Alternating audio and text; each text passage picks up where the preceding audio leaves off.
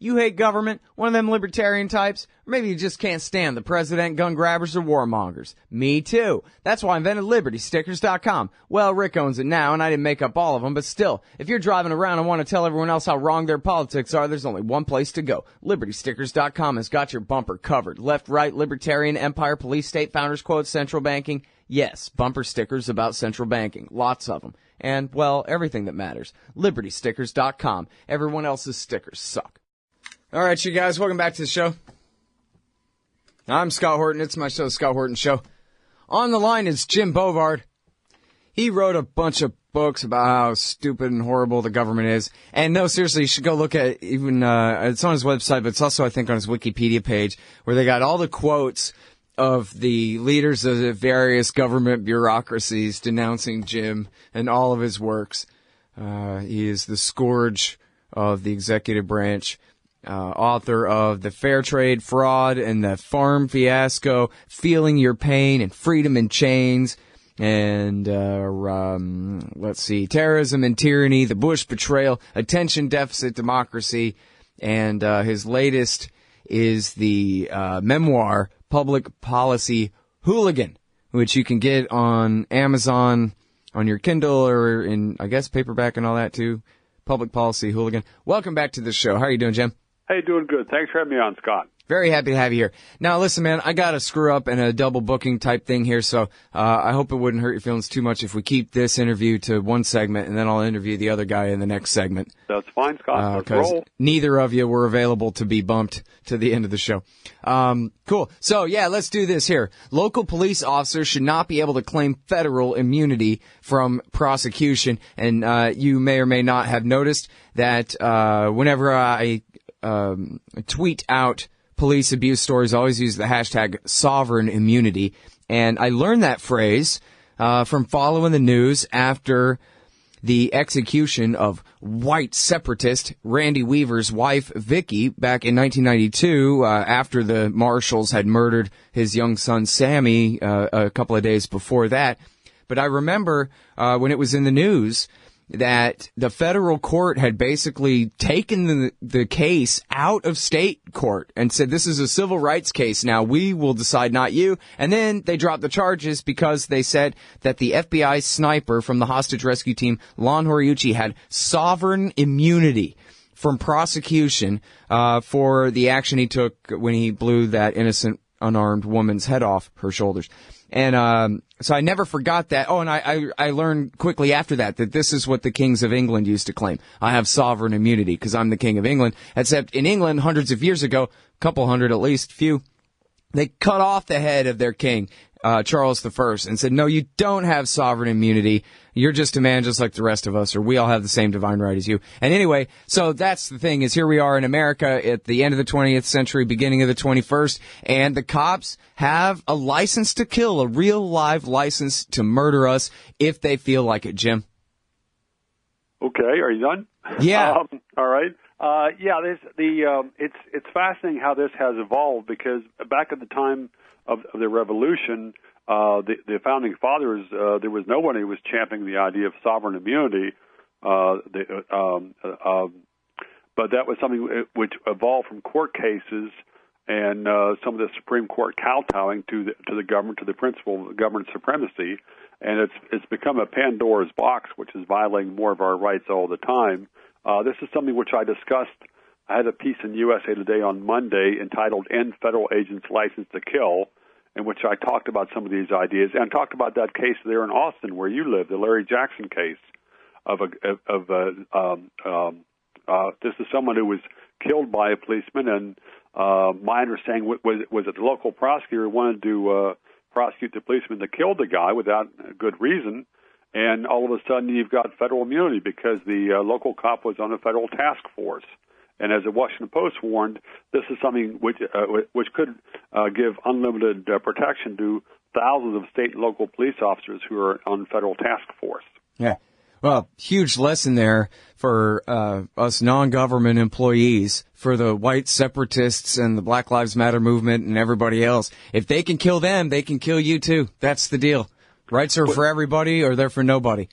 Well, and part of the problem with many of these shooting cases is what the government does is throw a cloak over the entire situation, and so it's not like there's going to be an independent investigation which finds the facts and then says, well, based on the facts, maybe it was justified.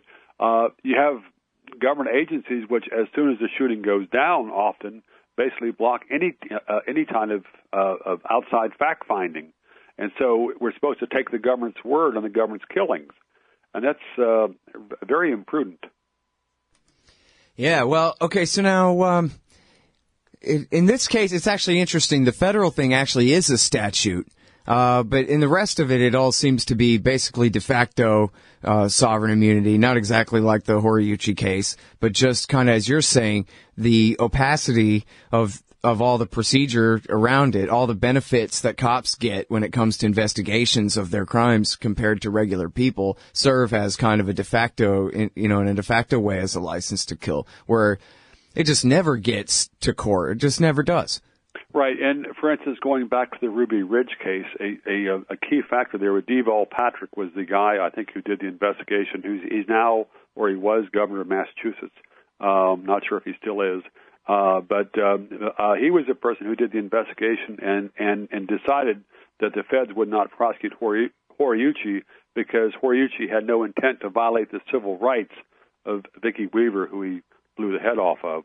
And, it was, Lon Horiuchi was using a 10-power scope from 200 yards. A 10-power scope is possible to see a person's wedding ring from that distance. So it's a very, very powerful scope and a very powerful rifle. And he was a very accurate shot. But what happened was that the Justice Department did this so-called investigation, but at the same time, it basically ignored a lot of the key facts in the case, which happens very often when there's a police shooting or a shooting by a federal agent. I mean, something which riled me up was the case a year or two back, a while after the Boston bombing. There was a Chechen friend or acquaintance of one of the suspects in that bombing, and the FBI went down to question him in Florida, and something happened at the end of the questioning, and the FBI guy killed the FBI agent shot and killed the guy. And the government's changed its story a couple times on that shooting, but it's like if something like that had happened to a dissident in the Soviet Union back in the 1980s, nobody in the U.S. would have taken the government's word that, well, okay, it was necessary for the government agent to, for the KGB agent to shoot and kill the dissident at the end of the questioning. But that happened here, and most Americans seem pretty docile on that, and there's been far too little press investigation. And the FBI has been able to bottle up the facts, as happens so often. Yeah, well, and now, what about these task forces? Because I guess we hear about them from time to time, a drug task force, a multi-jurisdictional task force. But you're saying this outright immunity under federal law can be applied to now thousands more, maybe tens of thousands more local cops around the country? Right, and this is based on a federal judge's ruling on the shooting there in Austin, Texas. And it's not my words. This is from the Washington Post, which says that the Austin case could extend federal immunity to thousands of state and local police officers who sign up for these federal task force. But the federal task force, very often driven by drugs, and the war on drugs, you have an awful lot of government abuses, and this is the type of ruling which makes government far more perilous to people, because not only does it mean that the government agents are immune from prosecution, but it also makes it far less likely that we'll ever find out the truth about what happens when a government agent kills somebody. Right. Well, and thank goodness for social media now. The TV can no longer black out these stories. Every local police murder story is now a national news story, and there is not a damn thing they can do to stop it. And I hope that means that eventually there is something that Americans can do to stop what's happening to us at their hands. It's so far out of control now. This article, everybody, is by Jim Bovard. It's in USA Today, and thank goodness for that, too. End federal agents licensed to kill. End federal agents licensed to kill. Jim Bovard, author of Public Policy Hooligan, in USA Today. Thanks very much, Jim. Really appreciate it. Hey, thanks, Scott.